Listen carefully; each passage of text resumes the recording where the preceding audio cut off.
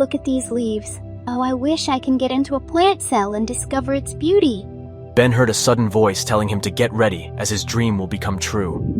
A few seconds later, he found himself floating in a magnificent, colorful world filled with vibrant plant cells. The cell membrane surrounds him, pulsating with life. Wow, I'm inside a plant cell.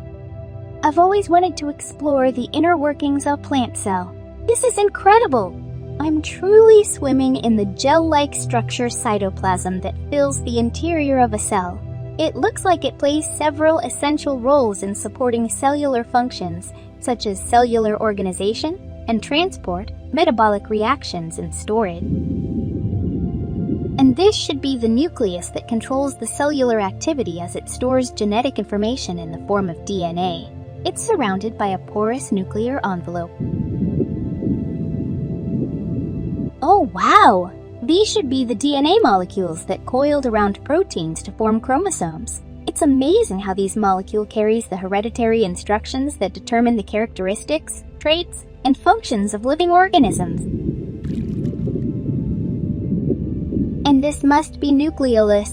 I always wondered what it really looks like. It seems to be a distinct substructure located within the nucleus of eukaryotic cells. It is not surrounded by a membrane and is composed of a combination of proteins, RNA, and chromatin. The nucleolus is involved in the synthesis and assembly of ribosomes, which are responsible for protein synthesis in the cell.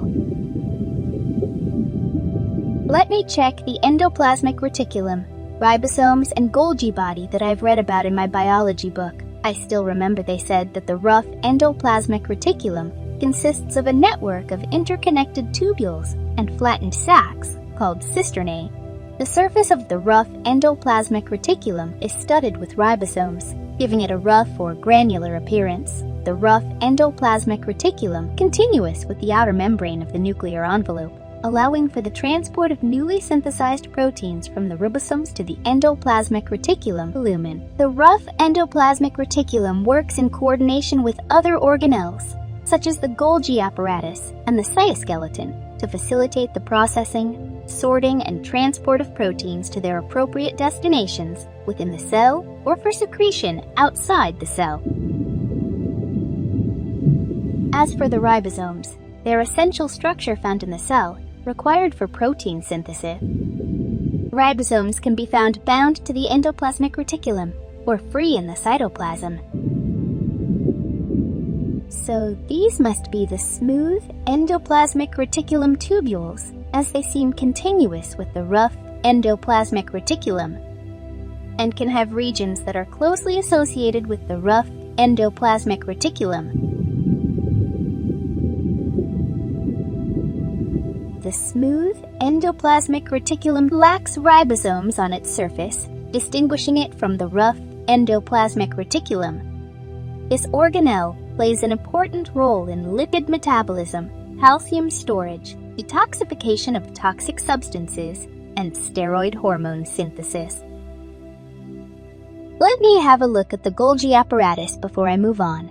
The Golgi apparatus plays a vital role in the processing, sorting, and packaging of proteins and lipids for delivery to specific destinations within the cell or for secretion outside the cell. The Golgi apparatus consists of a series of flattened, membrane-bound sacs called cisternae. The Golgi apparatus typically has three main regions. The cis-face Golgi is located near the endoplasmic reticulum and receives vesicles containing proteins and lipids synthesized in the endoplasmic reticulum. The medial Golgi region is located in the middle of the Golgi stack. It is involved in further processing and modification of proteins and lipids. And the trans Golgi network that is responsible for sorting, packaging, and directing proteins and lipids to their final destinations, such as lysosomes, plasma membrane, or secretory vesicles.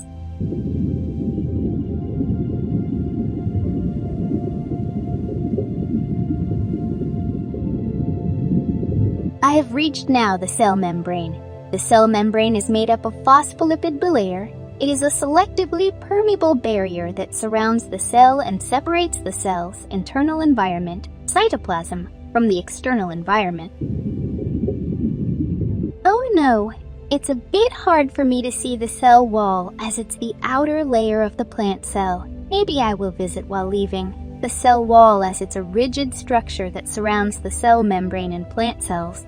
It provides support, protection, and structural integrity. The cell wall is composed primarily of cellulose, a complex carbohydrate polymer made up of glucose molecules.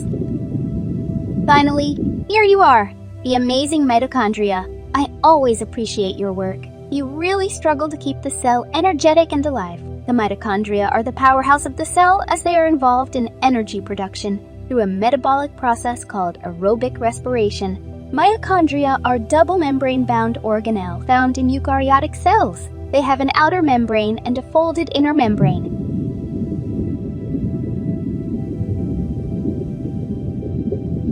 Inside the inner membrane is the mitochondrial matrix, a gel-like substance that contains enzymes, DNA, ribosomes, and other molecules.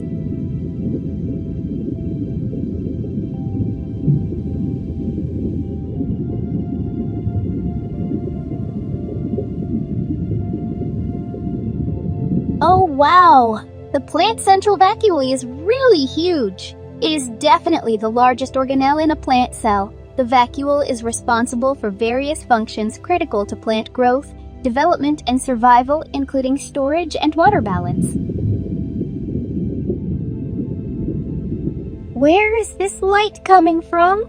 It must be the chloroplast. The chloroplast is an organelle found only in plant cells. Chloroplast organelles are primarily responsible for photosynthesis, the process by which plants and algae convert light energy into chemical energy in the form of glucose. They have a unique structure that allows them to carry out their function. The chloroplast contains a complex system of interconnected, flattened sacs called thylakoids. These thylakoids contain pigments, such as chlorophyll, that are capable of absorbing energy from sunlight. Surrounding the thylakoids is a fluid-filled space called the stroma that is enclosed by a double membrane.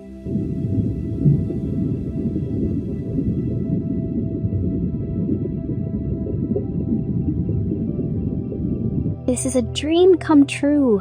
To explore the intricate beauty of a plant cell up close is beyond anything I could have imagined.